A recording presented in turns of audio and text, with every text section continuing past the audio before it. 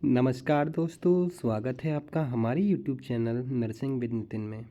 तो जी हाँ दोस्तों, जैसा कि आप सभी को इंतज़ार था नॉट सेट 7 का, तो फाइनली जो फॉर्म स्टार्टिंग डेट है, फॉर्म फिलिंग डेट है, वो आ चुकी है। आज एम्स की वेबसाइट पर ये सभी डेट्स का क्या हो गया, डिक्लेरेशन हो चुका है। तो आइए जान लेते हैं कब से फॉर्म आपके स्टार्ट फिल होंगे, आपकी एग्ज़ाम कब होगी और लास्ट डेट क्या होने वाली है। पूरी वीडियो को देखिएगा, मैं पूरा इसके अंदर आपको बता दूंगा कि कब से स्टार्टिंग है, कब से क्या चीज़ होने वाली है। ठीक है, सभी चीज़ को आप ध्यान से सुनिएगा और वीडियो को लाइक ज़रूर कीजिएगा और चैनल को सब्सक्राइब ज़रूर कर लीजिएगा। तो दोस्तों, all India institute of medical science new Delhi की तरफ से एक नोटिस आया है जो कि 31/7/2024 को जारी हो गया था, जिसमें उन्होंने नॉट सेट 7 से रिलेटेड जो डेट होने वाली है एग्ज़ाम्स की या ऑनलाइन फिलिंग फॉर्म्स की, उसको बताया गया है। तो जाइए जान लेते हैं। ऑनलाइन रजिस्ट्रेशन जो होगा आपका वो 1/8/2024 यानी कि आज ही से चालू हो जाएगा। ठीक है, और क्लोजिंग डेट कब होने वाली है, तो 21/8/2024 यानी कि 21 अगस्त 2024 तक आपको नॉट सेट के 7 के फॉर्म फिलिंग कर देने हैं। अब बात करते हैं, फॉर्म फिलिंग डेट 1 तारीख से स्टार्ट होगी यानी कि आज से, और 21 तारीख तक फॉर्म आपके नॉट सेट 7 के भरे जाएंगे। अब बात कर लेते हैं कि कोई करेक्शन डेट और फॉर्म का रजिस्ट्रेशन को एडिट करने की डेट कब होने वाली है। तो 22/8/2024 यानी 22 अगस्त 2024 से 24 अगस्त 2024 तक आप अपने किसी भी मिस्टेक अगर आपने किसी फॉर्म को भरते वक्त की है तो उसको करेक्शन या एडिट कर सकते हैं।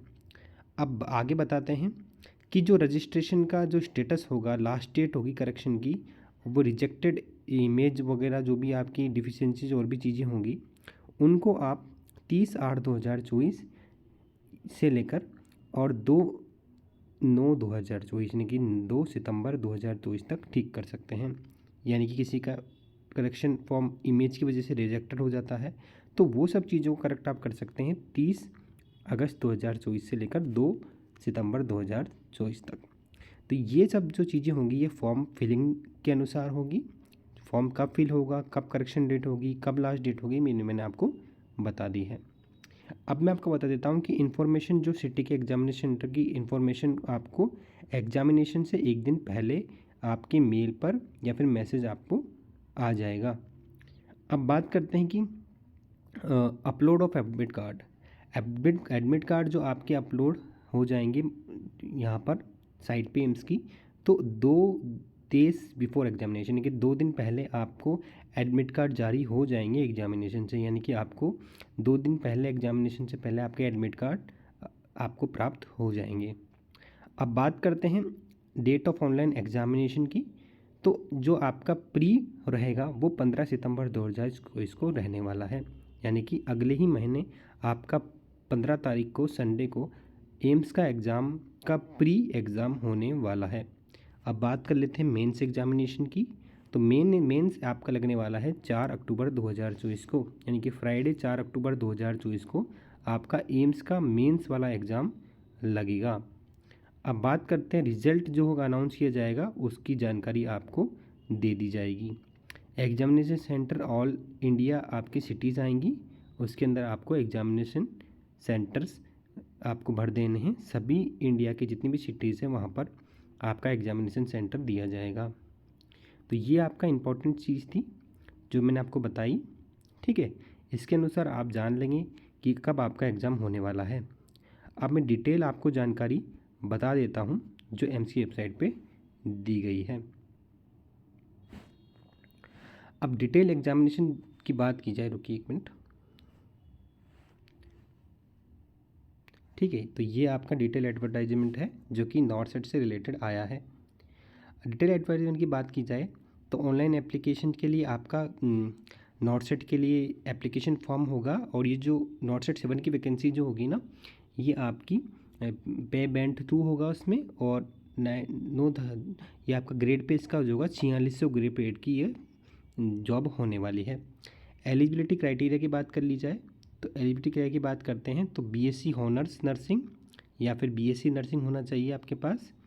इंडियन नर्सिंग काउंसिल या स्टेट नर्सिंग काउंसिल से आपका एक रिकॉग्नाइज्ड यूनिवर्सिटी है आपका बीएससी नर्सिंग या बीएस हॉनर्स नर्सिंग किया होना चाहिए, या फिर पोस्ट बेसिक बीएससी नर्सिंग होना चाहिए आपका, किसी भी स्टेट या इंडियन नर्सिंग काउंसिल से आपका होना चाहिए। अब बात कर लेते हैं register as nurse and midwife Indian nursing council. तो बीएससी नर्सिंग या पोस्ट बीएससी नर्सिंग्स वाले इस फॉर्म को भर सकते हैं। और आपको जीएनएम वाले कैंडिडेट्स की बात, डिप्लोमा वाले कैंडिडेट्स की बात कर ली जाए तो GNM candidate, nurse and midwife वाले कैंडिडेट्स रजिस्टर्स होने चाहिए आपके इंडियन नर्सिंग काउंसिल या आपके स्टेट नर्सिंग काउंसिल में। साथ ही में उनको 50 बेडेड हॉस्पिटल का 2 साल का एक्सपीरियंस भी आवश्यक होगा। ठीक है, अब हम बात करते हैं एज लिमिट की। तो एज लिमिट की बात की जाए तो 18 से 30 एज लिमिट होगी जनरल कैंडिडेट्स के लिए। ठीक है, देखा जाए तो general condition subject to age relaxation 18 से 30 साल के जो व्यक्ति होंगे ये आपके फॉर्म भर सकते हैं। और आपके जो ST SC जो कैंडिडेट्स होते हैं अलग, जो ठीक है रिजर्वेशंस वाले हैं, उनको अलग से रिलैक्सेशंस मिल सकता है। अब बात करते हैं जनरल एप्लीकेशन फ़ीस की। तो जनरल कैंडिडेट्स और OBC कैंडिडेट्स दोनों की ही फ़ीस रहने वाली है 3000 रुपये। कितनी रहने वाली है? 3000 रुपीज़ फ़ीस रहने वाली है जनरल और OBC कैंडिडेट्स की। अब बात कर लेते हैं ST candidate, SC candidate, ST candidates और EWS कैंडिडेट्स की। तो SC ST और EWS के अंदर जो भी कैंडिडेट्स आते हैं उनको 2400 रुपये फ़ीस रखने वाली है। ठीक है, तो 3000 रुपये जनरल OBC की और ST SC EWS की 2400 रुपये फ़ीस लगने वाली है। पर्सन विद डिसेबिलिटीज़ में किसी भी तरह की कोई भी फ़ीस इसमें नहीं लगेगी। आप ऑनलाइन के माध्यम से डेबिट कार्ड, क्रेडिट कार्ड या नेट बैंकिंग ट्रांजेक्शन के माध्यम से ऑनलाइन वे से ही पैसा आप जमा कराएं और ठीक है चालान आपको वैसे ही कटाना है। ऑफलाइन किसी प्रकार का कोई भी फॉर्म नहीं मिलेगा। Application fee once remitted shall not be defended under any circumstances. जो एप्लीकेशन फ़ी आपने दी है वो किसी भी तरीके से वापस नहीं की जाएगी।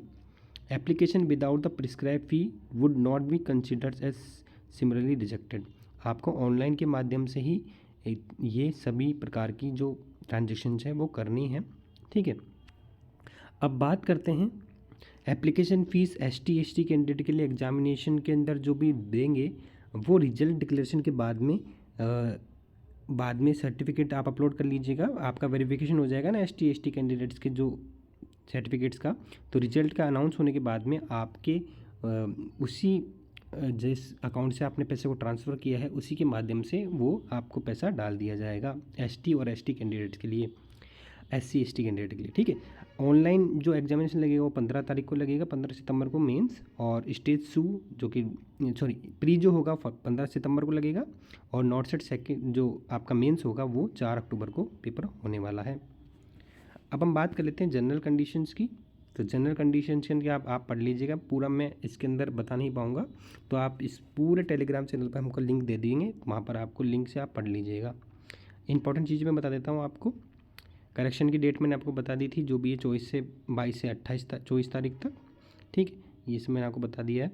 एज रिलैक्सेशन की बात की जाए तो ST और SC कैंडिडेट के रिलैक्सेशन मिलेगा 5 साल का, और OBC कैंडिडेट के लिए 3 साल का एक्सटेंशन मिलेगा। जनरल कैटेगरी के लिए लास्ट एज जो होने वाली है वो 30 साल होने वाली है। ST SC कैंडिडेट के लिए 5 साल एक्स्ट्रा, OBC कैंडिडेट के लिए 33 ईयर्स। ठीक है, और PWBD कैंडिडेट्स के लिए 10 साल, और PWBD है और OBC भी है तो 13 साल एक्स्ट्रा, और PWD ST SC तो 15 साल एक्स्ट्रा उसके अंदर लगने वाले हैं।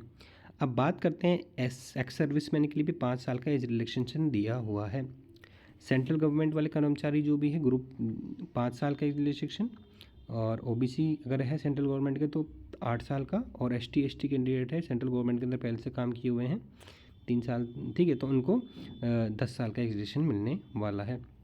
अब हम बात करते हैं कास्ट सर्टिफिकेट जो आपके अपलोड होने चाहिए, वो आप देख लीजिएगा क्या है, पूरी चीज़ पढ़ लीजिएगा, उसके अनुसार आप अपना कास्ट सर्टिफिकेट बनवा लीजिएगा। अब बात कर लेते हैं अगले जो होने वाला है पॉइंट उसकी। अगर आप किसी और जगह पर काम कर रहे हैं तो आपको NOC की आवश्यकता पड़ेगी डॉक्यूमेंट वेरिफिकेशन के टाइम पे, ये ध्यान रखना पड़ेगा। अब बात कर लेते हैं अगले टॉपिक की कि अगला क्या टॉपिक है, अगला क्या चीज़ होने वाली है। इंपॉर्टेंट चीज़ मैं आपको बता देता हूँ। ठीक है, हाँ, तो स्टेज 1 नॉट सेट एग्ज़ाम लगने वाला है, उसके अंदर बात कर ले स्कीम ऑफ एग्जामिनेशन क्या होगी, आपका ऑनलाइन एग्ज़ाम लगेगा, ठीक है, स्टेज फर्स्ट का। उसमें जो क्वालिफाई कैंडिडेट होंगे उनका जो एग्ज़ाम लगने वाला है मेंस, वो बाद में लगेगा इसका, ठीक है।